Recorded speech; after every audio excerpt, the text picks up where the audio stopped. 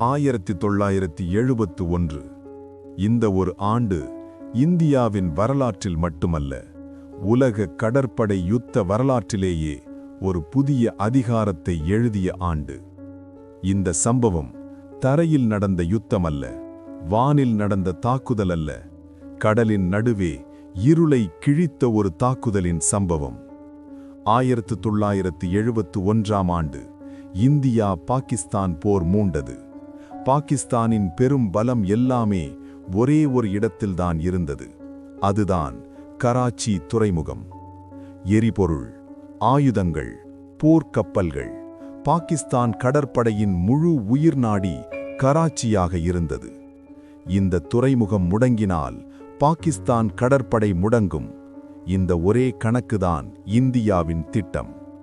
இந்திய கடற்படை ஒரு அதிரடி முடிவை எடுத்தது. பெரிய கப்பல்கள் வேண்டாம், சிறிய ஆனால் உயிர்கொல்லி தாக்குதல். அந்த சிறிய கப்பல்கள்தான் INS நிர்காட், INS Nipat, INS Veer, எல்லாம் மிசைல் போட்டுகள்.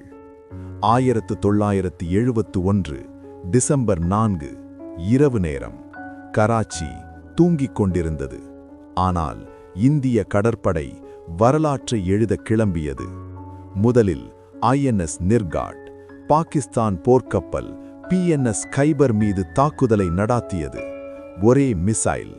சில நிமிடங்களில் PNS கைபர் கடலில் மூழ்கியது. அடுத்தது INS வீர். இலக்கு PNS முஹாஃபிஸ். அதன் வீரியம் முழு கப்பலையும் மூழ்கடித்தது. இதோடு முடிந்ததா? இல்லை. INS நிபாட் கராச்சி துறைமுகத்தில் இருந்த எண்ணெய் கப்பல்கள், எரிபொருள் களஞ்சியங்கள், எங்கும் தீ, தீ, தீ.